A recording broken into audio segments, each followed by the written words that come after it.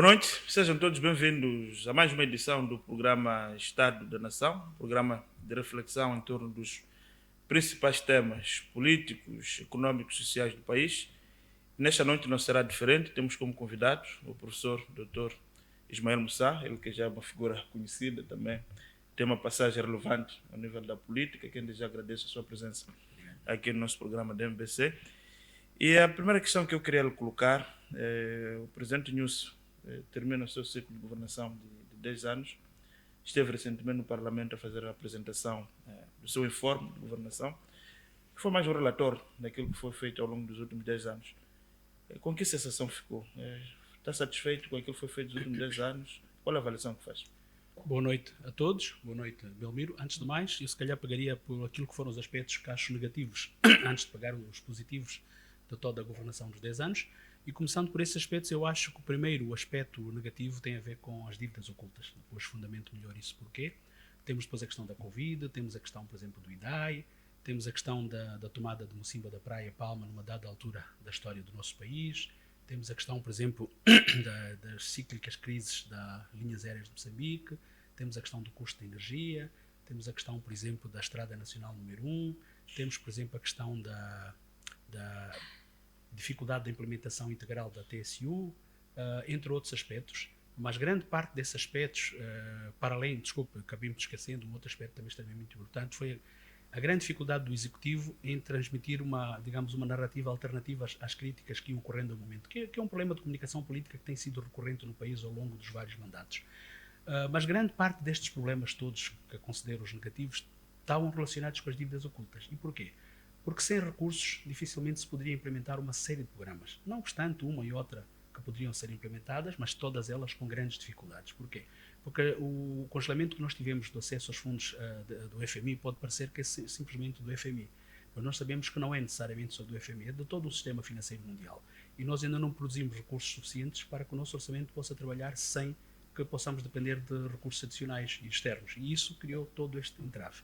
Mas, para além dos aspectos negativos, eu vejo também vários aspectos positivos. Por exemplo, nós conseguimos, de uma ou de outra forma, iniciar a negociação com o FMI, não é?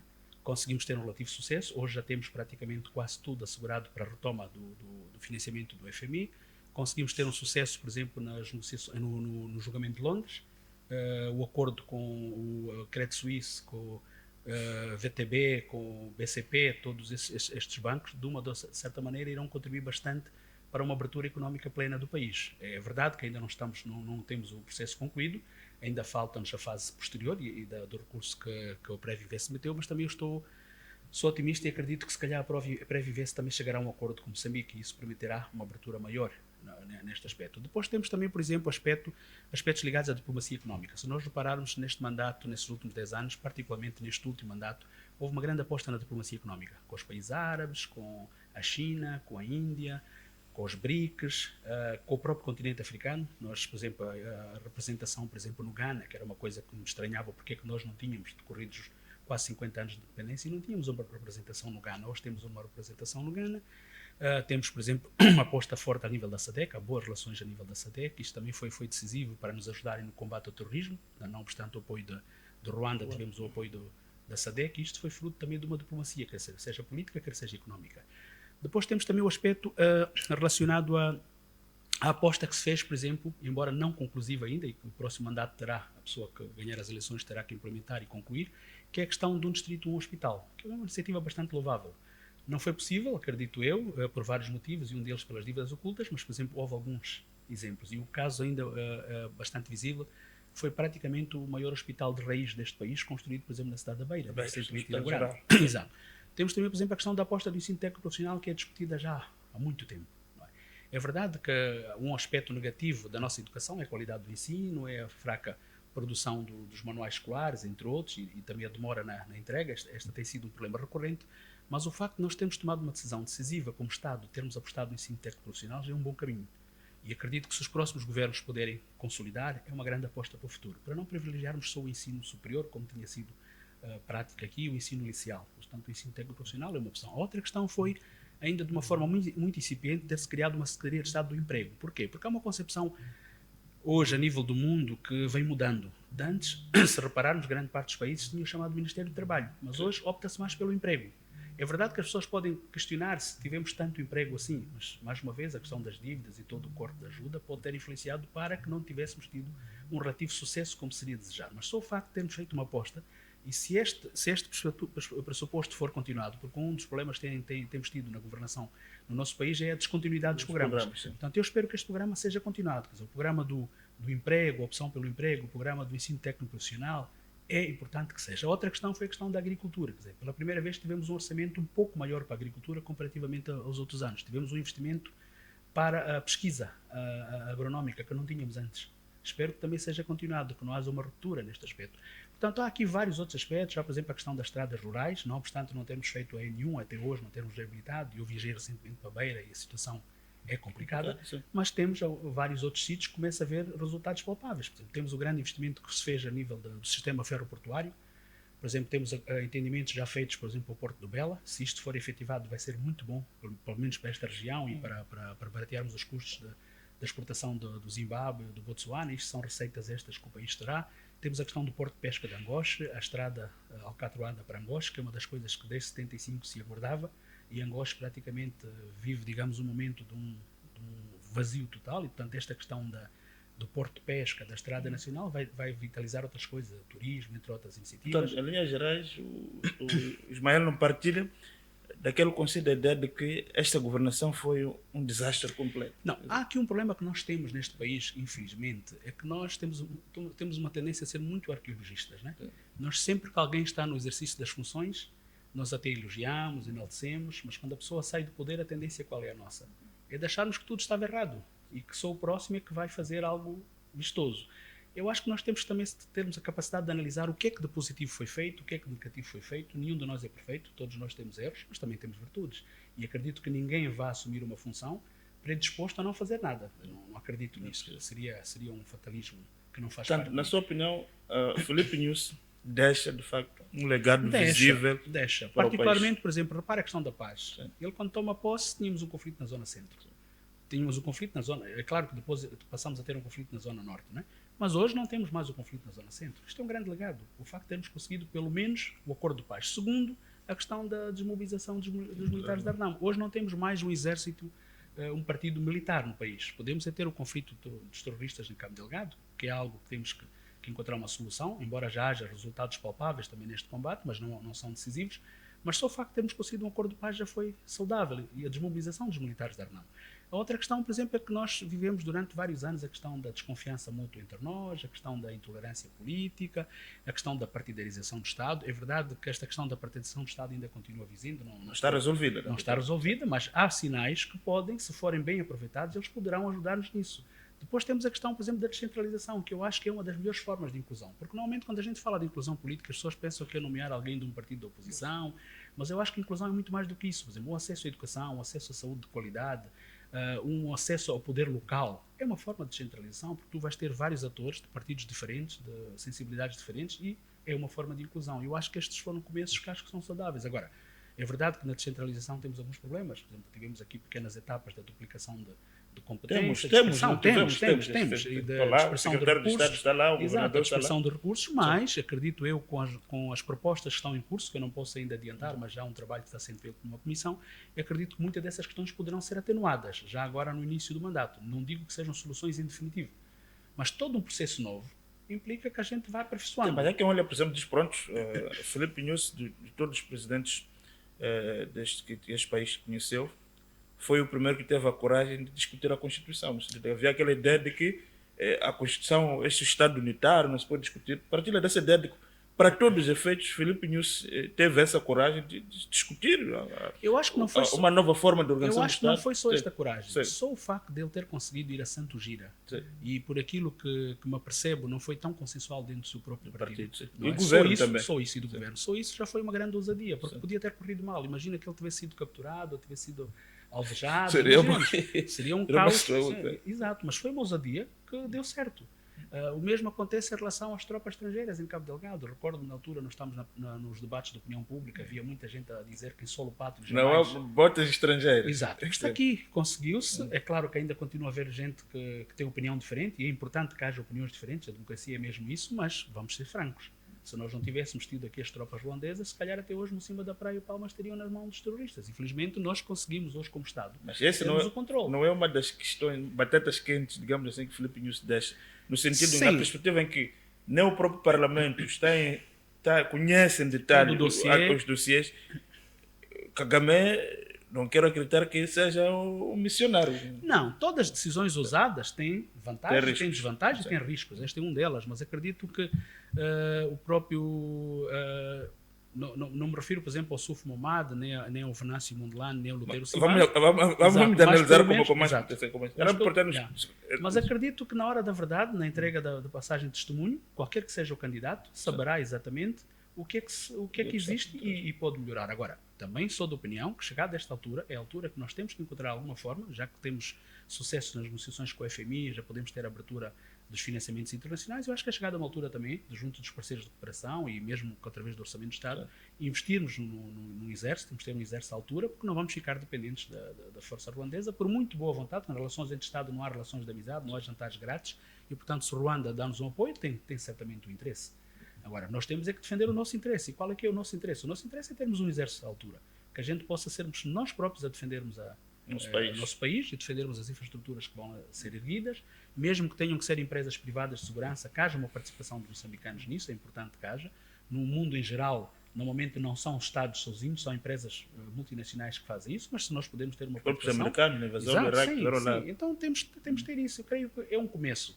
Agora, estes foram alguns dos legados que ele deixou. A forma como gerimos a Covid, por exemplo. Há muitos países em que a Covid foi uma catástrofe. Mas nós, com poucos recursos, gerimos bem. Pelo menos não houve tanta mortalidade, estamos vivos. Não é? Só isto já é um facto que eu acho que nós não podemos ignorar. E eu dizia que nós temos aqui uma tendência de acharmos sempre que esperamos que alguém termine um mandato para dizer que está tudo errado Mas não é um pouco por causa também, professor, há uma dimensão também. Eu entrevistei há semanas aqui o professor Elísio Macamo, ele dizia uma coisa interessante, que o grande problema é que quando alguém alcança a Suprema Magistratura da Nação, de repente passa a ter também, digamos, virtudes incabáveis, quer dizer, é o guia, é o iluminado. Sim, eu lembro quando estava no Parlamento, quer dizer, ficava bastante chocado com a forma como se enaltecia bastante a imagem e figura de um chefe de Estado. Mas pelo menos a oposição também parece já abraçou também. Mas este é um problema da nossa cultura política. Também é um virtuoso. Não, mas este é um problema da nossa cultura política. Não é uma questão de Frelimo. O grande problema é que muitas vezes nós achamos que muitos dos nossos problemas da cultura política nossa é de um partido. Não, esta é a nossa cultura política.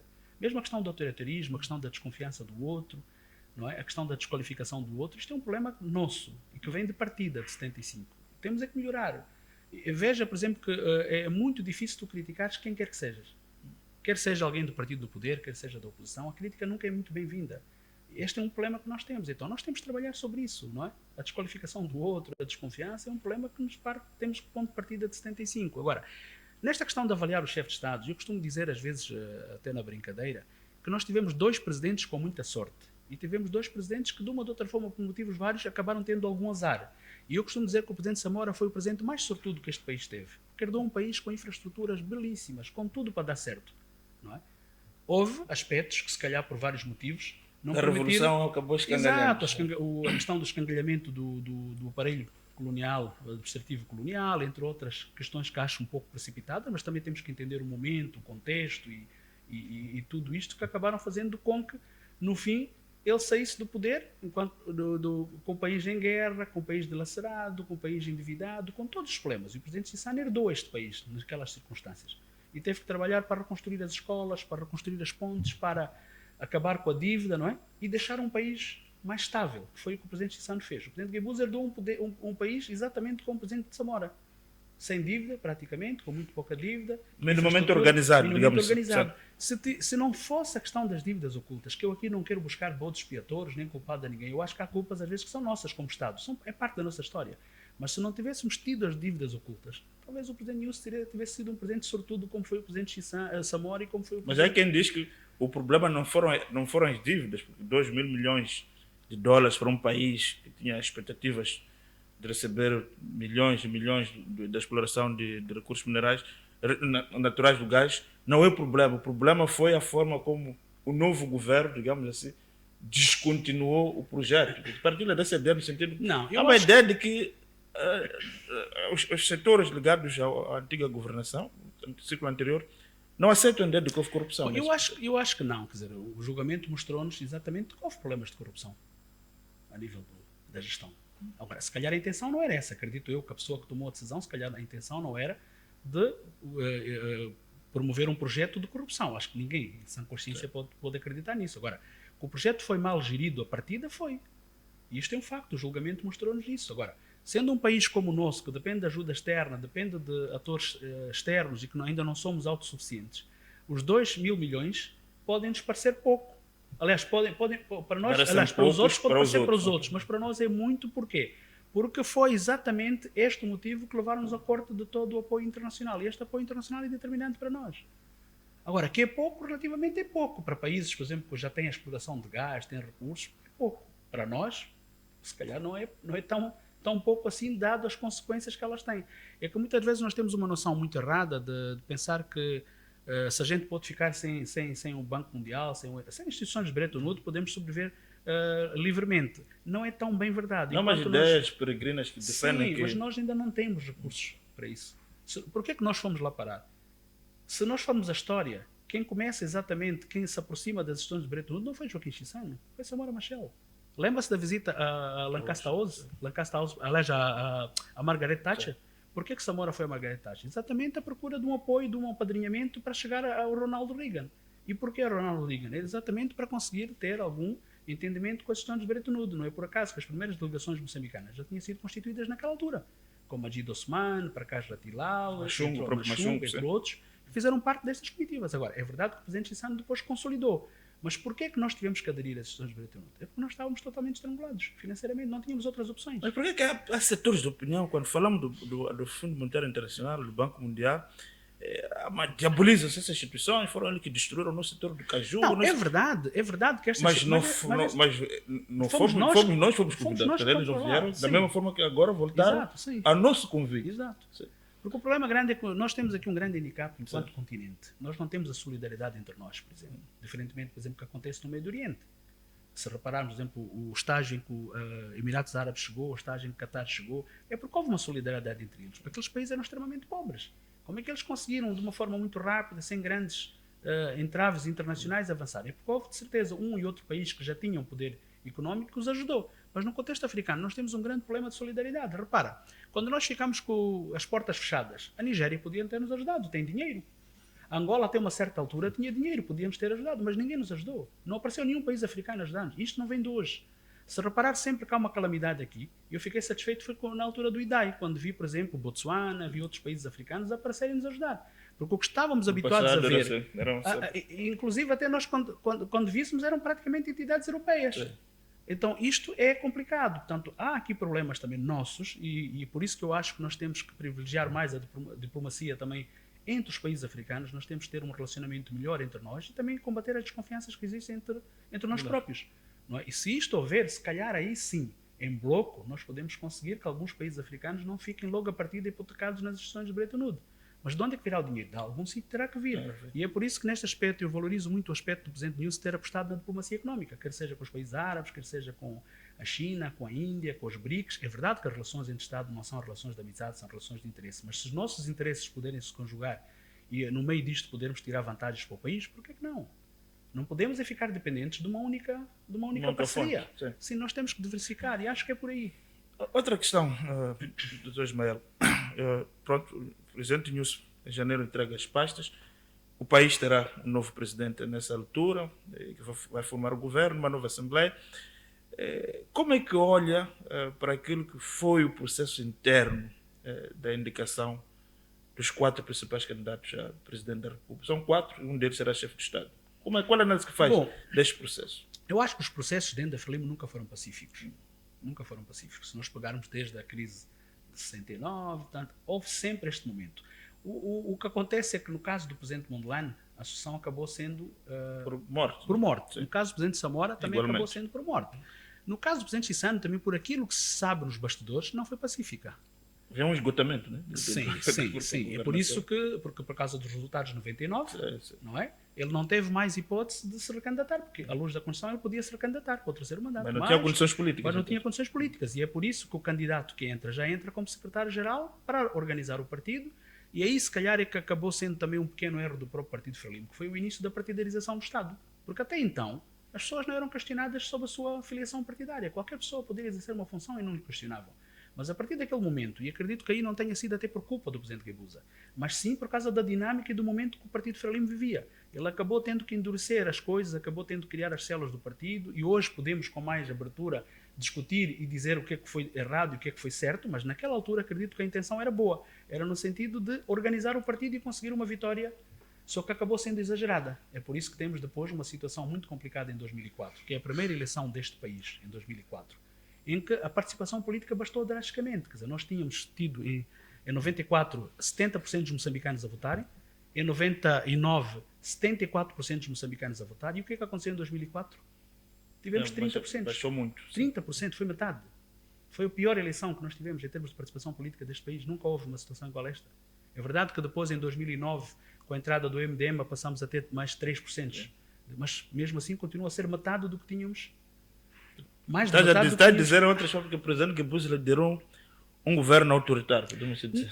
Não, os governos sempre foram autoritários por causa da história autoritária do nosso Estado. E aí não tem a ver com o Partido Frelimo, com o Renamo, com o MDM. Eu acho que a construção do nosso Estado foi sempre feita por cima de muito autoritarismo e que não é também uma herança da Frelimo. Ela vem já do Estado colonial português. E as pessoas que foram à luta armada, elas saíram de Maputo, da Lourenço Marques de então, dentro de um processo de socialização bastante autoritário. E eles reproduziram isto quando voltaram. Agora, o que o presidente Guebuza fez foi exatamente numa altura em que o Partido Frelimo estava bastante fragilizado, por isso que os resultados de 99 são bastante discutíveis. Há quem acha que a Frelimo venceu, há quem acha que a Frelimo não venceu. Portanto, eu nunca tive digamos, uma explicação plausível que me diga exatamente quem de facto ganhou, e eu próprio partilho desta dúvida, e fez com que ele tivesse que reorganizar o partido. Agora, a forma como ele organizou o partido pode ter endurecido ou não, mas a intenção, ele como secretário-geral, Estava a cumprir o seu papel. Qualquer um que seja secretário-geral de um partido não vai querer que o partido seja fraco. Certo. Agora, se isto depois implicou que o Partido Frelimo tivesse a fragilização do outro. Sim, é outra questão, não é? E foi isto, se calhar, que nos levou à situação que nós tivéssemos depois a ter a questão do aumento da intolerância.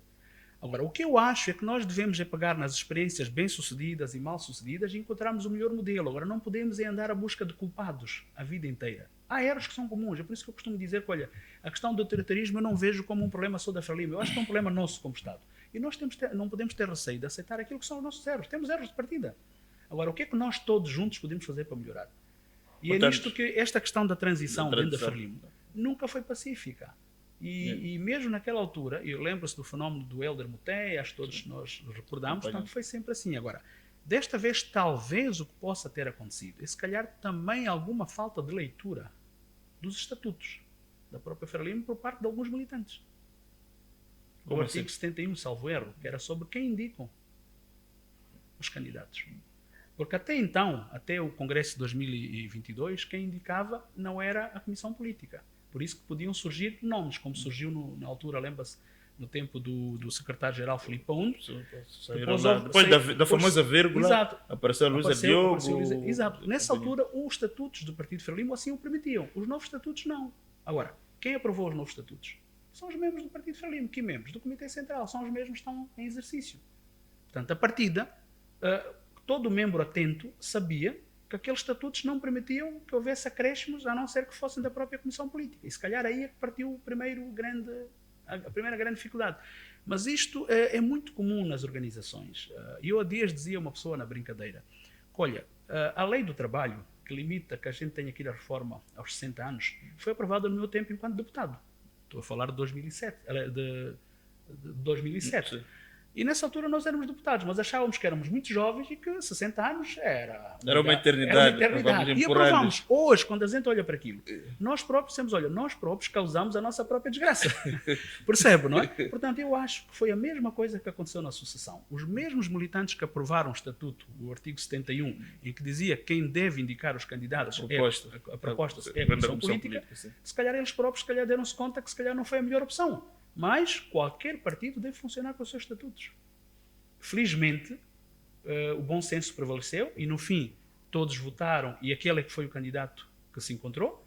O que tem que se fazer hoje é as pessoas apoiarem e levarem um bom termo. Qualquer militante deve fazer isso no seu Em relação aos partidos da oposição, como é que olha? Olha, eu vejo o seguinte, é verdade que há toda uma discussão na praça pública, uma grande discussão em relação ao Renamo. E até acompanhei um debate anterior do Belmiro em que uma das pessoas dizia que a Renamo poderia desaparecer e eu pessoalmente não partilho dessa opinião. Eu acho que a Renamo vai continuar a ter a importância que sempre teve neste país, vai continuar a ter o seu espaço. É verdade que poderá perder alguns assentos em algumas partes do país, mas poderá compensar em outras. Mas, de uma maneira geral, a Renamo, na minha opinião, vai continuar a ter a importância que tem e o peso político que tem. Não vejo... Agora, por outro lado, também acho que a Renamo, logo depois das eleições, deve iniciar um processo de reformas profundas no seu partido, preparar e ver tudo aquilo que pode ajudar o partido a ser mais organizado, no sentido mais competente. E se isto implicar que tenha que se preparar um novo candidato para as presidenciais, que eles não tenham receio. Mesmo que o Ossufo Momade continue na presidência do partido. Mas qual é a avaliação que faz do Ossufo Momade? Não, eu acho que... não apenas na dimensão de candidato, mas na dimensão política. Não, é preciso entendermos como é que o Ossufo Momade surge. Sim. E se calhar esta é que é a grande dificuldade. Na minha opinião, antes de entrar diretamente a sua resposta, eu pessoalmente acho que seria o grande erro se a Renamo não tivesse apostado em Ossufo Momade. E explico porquê. Nós tivemos um acordo de paz, um acordo de desmobilização, que não é um acordo simples, é muito complexo. E a Renamo, até há pouco tempo, ainda era um partido militar. Ela vai agora iniciar um processo para rumo para um partido civil. Seria muito difícil um civil conseguir ter, digamos, o controle de um partido militar. É muito complexo. E também não estou a imaginar, e por isso que eu já dizia nos debates antes do Congresso que eu não acreditava no resultado diferente, tendo em conta os militantes da Renamo, porque há a tal questão da confiança, a tal questão da desconfiança que eu falava aqui de início. Como eu dizia, não é só a desconfiança promovida pela própria Frelimo. Quer dizer, a sociedade moçambicana, nós somos uma sociedade de desconfianças. E pior ainda, em sociedades micros, como um partido político. Portanto, as desconfianças em relação a um objeto estranho, civil, proveniente de uma região que tradicionalmente não é muito forte a nível das bases da Renamo, seria muito complexo. Agora, acredito que no caso em apreço, se o Venâncio Mondlane tivesse conseguido se manter no partido, não tenho dúvidas que nas eleições seguintes, no futuro da Renamo passava por lá, ele teria as grandes chances. Agora, neste momento seria o pior erro. E é por isso que tinha que mesmo ser o Ossufo Momade para consolidar o acordo, o DDR, e é por isso que eu acho que depois das eleições, eu acho que a Renamo tem que fazer uma leitura e começar a preparar um candidato, não é? Até civil, neste caso, de preferência, mas à altura dos desafios que o espera. Mas sem pressões, e que até seja legitimado e seja até endossado pelo próprio Ossufo Momade. Pode ser alguém que pode concorrer para uma autarquia, por exemplo, preparando já uma boa imagem, um ano depois passa a candidato. Portanto, eu creio que este é o processo natural. Mas acho que é possível. Nós podemos aqui, na grande superfície política não se discute, mas está claro, mesmo na própria Frelimo, como na própria Renamo, que querem parecer que aqui subsiste a ideia de que agora é a vez do centro e norte. Sim. Podemos não assumi-lo, mas vamos notar que as movimentações políticas e é por isso circulam pela zona centro e norte. E é por isso é possível a Grande do Sul liderar a Renamo nos próximos anos. Eu aqui, é por isso que eu continuo a defender que foi a melhor opção do Ossufo. Porquê? Porque vamos ser muito sérios.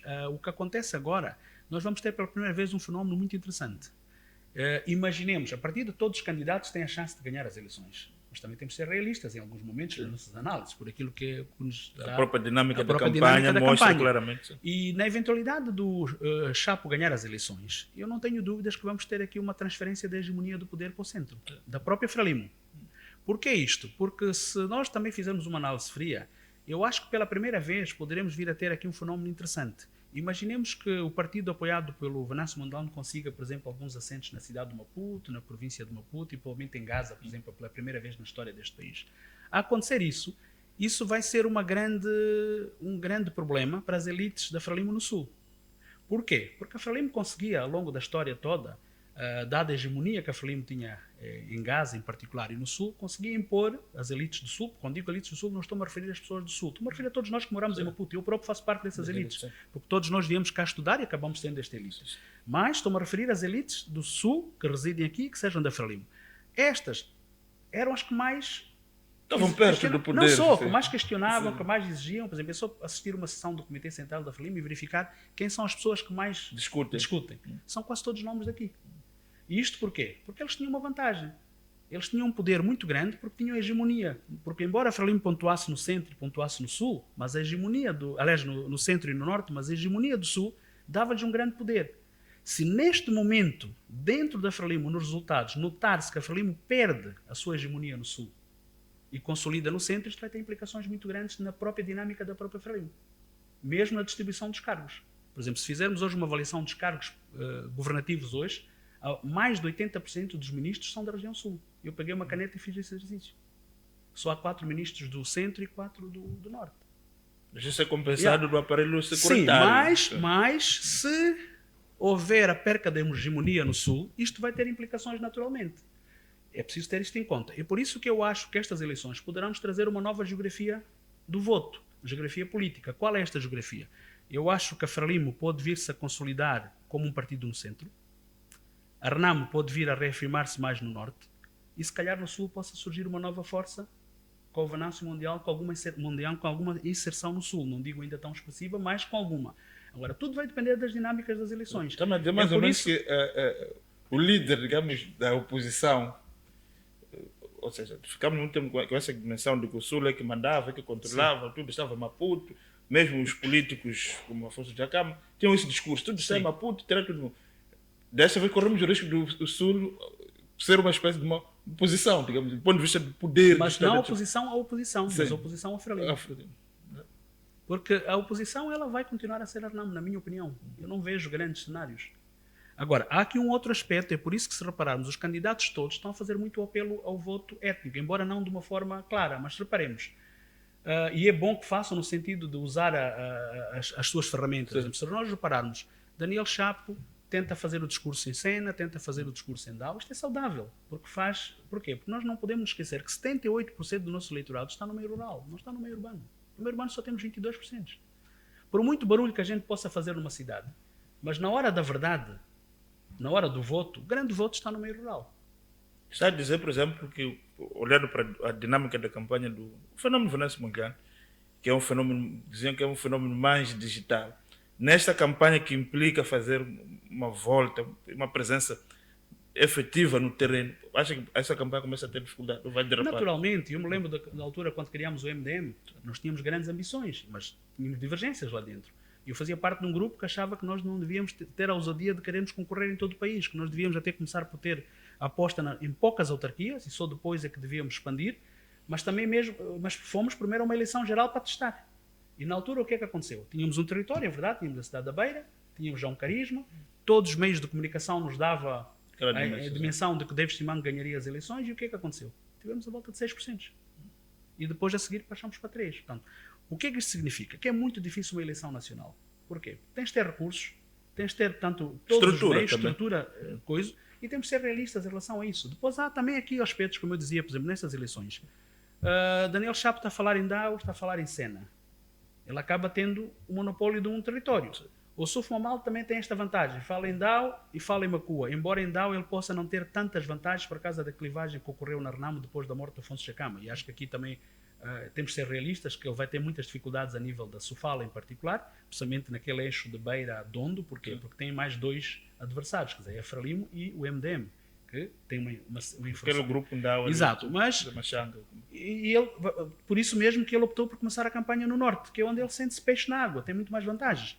E é muçulmano, também joga, joga estas vantagens. Depois temos a questão do Luteiro, que se repararmos, ele está a começar logo pelo sul de Sofala, que é a zona dos Ndaus, Machangas, Babava, Buze, depois poderá ir para o sul de Manica também, que é também de influência Ndau, mas todos eles estão a apelar ao seu voto étnico. E esta pode ser uma desvantagem no caso do Venâncio, não é?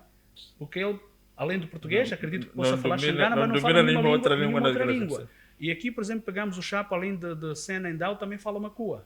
Então, isto dá-lhe uma certa... Mesmo na zona sul, em Nhambana, tem uma grande aceitação. Então, isto lhe ajuda bastante. Porquê? Porque, no fundo, por aquilo que eu... E ele pode ser um grande aglutinador na questão da unidade. Porquê?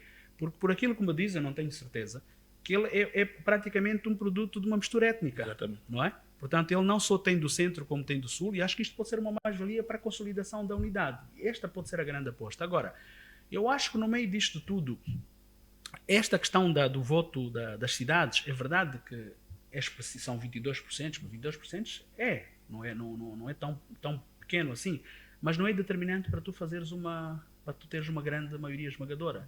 E o meio rural ainda continua a ser a grande dificuldade que nós temos, qualquer partido.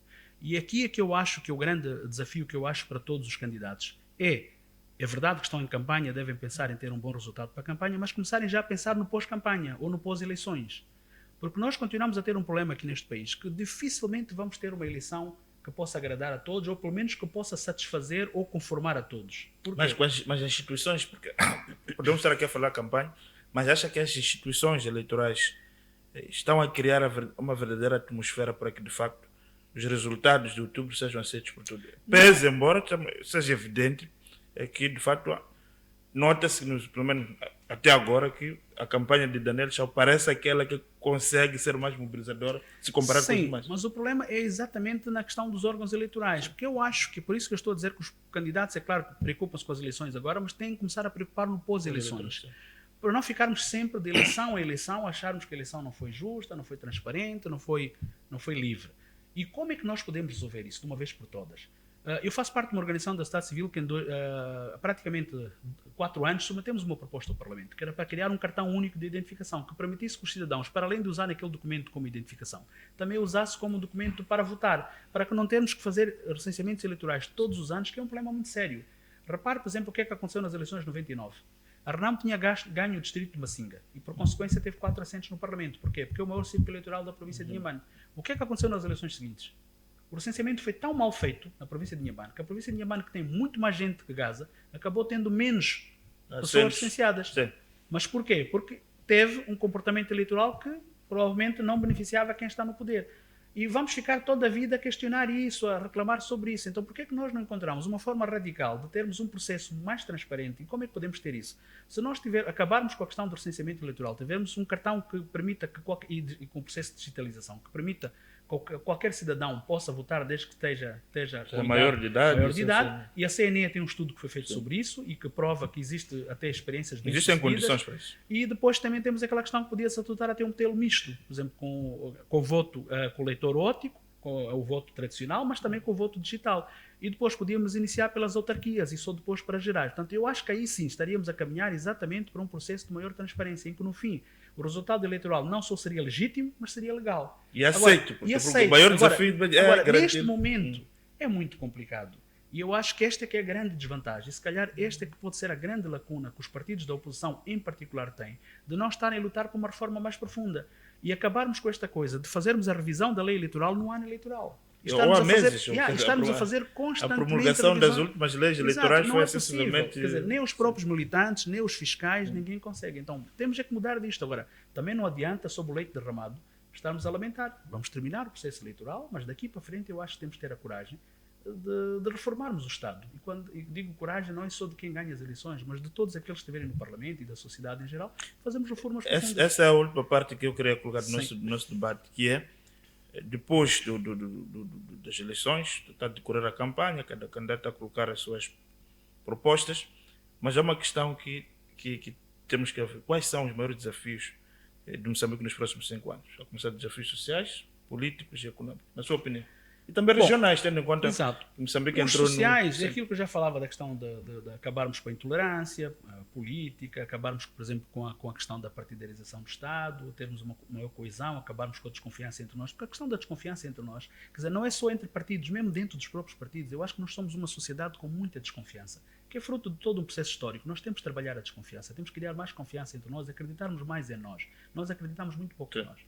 E depois temos a questão, por exemplo, do acesso a uma educação de qualidade. Ela tem um impacto muito grande numa sociedade. Mas tem ouvido os candidatos falando disso? Tenho ouvido, mas eu acho que ainda precisamos de um pouco mais. Uma campanha não é suficiente. E depois há outra coisa que também é preciso termos em conta. Pouca gente lê o manifesto. Eu lembro na política, que quando estava na política partidária ativa, eu era um dos maiores defensores do manifesto. E tinha um colega que era o contrário. E na altura não o entendia, que era David Simang. E ele dizia: Ismael, esquece do manifesto, que ninguém vai ler, mas nem precisamos de manifesto. Isso era o começo de botar um conjunto de... Mas eu pensava de forma diferente e no fim eu devo hoje reconhecer que ele tinha razão. Portanto, na vida nós temos que ter a capacidade de sabermos reconhecer que em algum momento... Não, mas temos mesmo os candidatos, têm os manifestos, Mas quando analisamos os comícios, Sim. o que eles dizem não é tem nada a do ver com o manifesto, não tem manifesto. nada a ver do É mais manifesto. um É instrumento. como aquela questão, por exemplo, de porta a porta, que Sim. também foi uma iniciativa que o David Simang iniciou neste país. Se calhar é muito mais eficaz. Quer conversar com as pessoas. Do que fazeres um grande comício, uma grande festa, se calhar isso não resolve. Então eu acho que temos que começar a aprender com a história. Aspectos positivos que já ocorreram em vários momentos e não termos receio de assumirmos isso. Não é? Há a questão, por exemplo, da renegociação dos megaprojetos, por exemplo. Uma bandeira que o Chapo tem estado a falar. Sim, não só o Chapo, mesmo o Venâncio e outros, mas é algo, por exemplo, se nós formos sérios, que foi lançada pelo Nuno Castelo Branco. E na altura quem absorveu foi o MDM. Em 2009. Dizemos que é comunista, o Nuno Castelo Branco. Mas ele iniciou o processo. Então acho que nós Era a temos que posta da desgraça, acho que era esse o tipo. Mas é isto que eu estou a dizer, que todos nós, como cidadãos, temos coisas más, temos coisas boas. Agora, se nós soubermos tirar proveito daquilo que é o bom que o Belmiro tem, esquecermos a parte negativa que todos nós o temos, eu acho que nós poderemos construir um país melhor.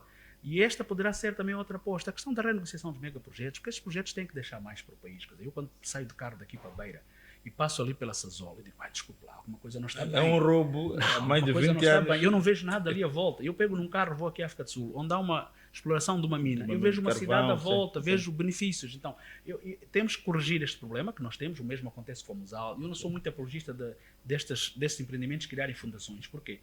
Construir uma escola, vão dizer que custou 10 milhões de dólares. Se calhar não custou nem sequer 1 milhão. Eu acho que tem que pagar ao Estado.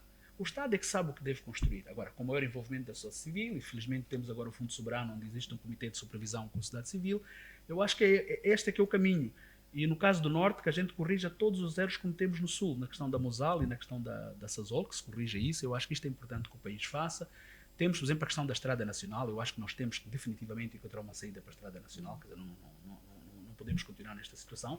E, na minha opinião, devíamos ter uma Estrada Nacional número 2, paralela a esta, que tivesse uma linha férrea que ligasse norte a sul. Porquê? Porque toda a nossa linha férrea não é da para o nossa... Interland. Não é nossa invenção. Foi uma concepção de Cecil Rhodes. Portanto, Cecil Rhodes tinha um objetivo a atingir económico. Agora, nós como Estado, qual é o nosso objetivo? É reproduzir tudo aquilo que Cecil Rhodes determinou? Não. Nós temos que ter também a nossa visão. E acho que a nossa visão tem que ser uma linha férrea que nos liga do norte a sul. E depois termos, portanto, uma nova estrada nacional.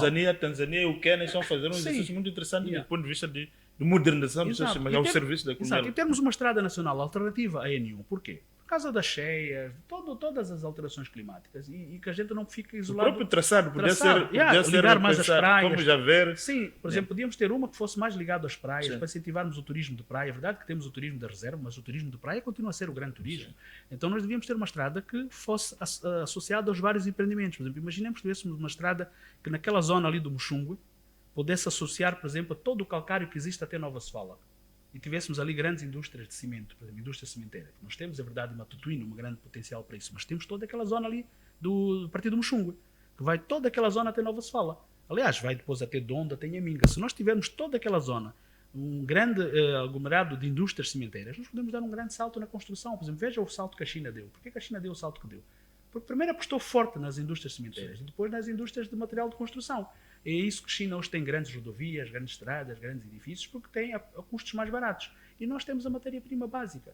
Mas se for para transportar com caminhão, não é possível. Temos que ter linha férrea. Portanto, temos que ter uma estrada nacional. Fala-se muito de cabotagem, Sim. Mas não acontece nada. Mas são as coisas todas que nós temos que ter. E a cabotagem, por exemplo, se nós formos ao tempo colonial, como é que era feita toda a cabotagem no Rio Zambeze? Era toda por... Aliás, como é que era feita o transporte de carga no Vale do Zambeze? Era toda pelo Rio do Zambeze, era cabotagem. Havia cabotagem fluvial. Mas também tínhamos a cabotagem marítima. Mesmo não marítimo, Gambani, por exemplo, tinha e podemos ter a low cost. Então, eu acho que nós temos que apostar forte na cabotagem. A experiência da Senesuga States, por exemplo, que havia Marromeu, Luabo, pode ser muito interessante. Como é que se fazia todo o escoamento através do Rio Zambeze? Portanto, nós podemos fazer isso. Não temos que inventar a roda já existe. Sim, mas falando disso, eu vejo, por exemplo, em Inhambane, tínhamos lá um serviço de linha férrea que escoava a produção das populações e tínhamos ali um porto que também fazia o escoamento dessa produção e também trazia, digamos, as mercadorias necessárias. Chega hoje em Inhambane, vê, é um museu. Tudo. Portanto, acho que há que se pensar um pouco nessa Sim, há que pensar muito. Depois é a questão dos portos. É claro que já demos grandes passos com o Porto de Maputo, com a questão do Porto de Pemba, a questão do Porto de Pesca de Angoche, quer dizer, já há várias iniciativas em carteira.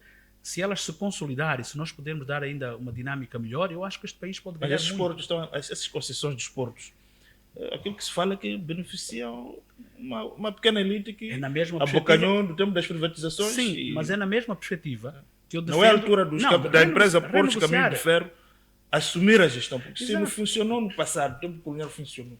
como é que agora nós não conseguimos Exato. funcionar? Não, Quer dizer, da mesma forma que defendemos que deve-se renegociar os megas projetos, nada impede que a gente tenha que renegociar com estes atores.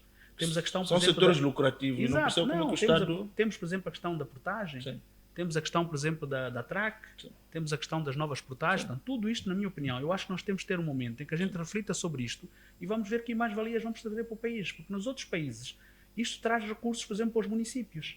Por exemplo, a TRAC, uma grande parte dos lucros da TRAC deviam ir para o município da Matola. Não vai nem onde está. Portanto, isto seria uma forma. Os desportos podiam ir, por exemplo, se o Porto de Maputo contribuísse Ou da o Beira. Porto da Beira para o município, o da Nacala para o município e por aí sim. fora, eu acho que os municípios teriam uma outra dinâmica. Depois temos é que pensar numa reforma fiscal e da descentralização fiscal deste país. Mas eu aí não quero entrar muito em pormenores, dado o conflito de interesse. Mas só para fechar, essa coisa de Cremonde, quando é que termina? Quando Não, é que traz o estudo? Não, a única coisa Ou há quem disse que também é um espaço para vocês comerem, beber, quer dizer, Não, a inventaram única coisa que eu posso responder é que termina em julho e que vamos submeter um relatório. Agora, tudo mais eu não tenho mandato para falar. Ok, muito obrigado, Ismael, Obrigado. por ter acedido ao nosso convite, para estar aqui a falar um pouco daquilo que são também as suas análises com relação àquilo que são os desafios do país e, acima de tudo, daquilo que são o seu olhar em relação ao país político, econômico e social. Nós voltamos na próxima quarta-feira, no mesmo horário, com mais uma personalidade que tem também direito de fazer ouvir a sua voz neste processo que é construir Moçambique. Boa noite, até a próxima.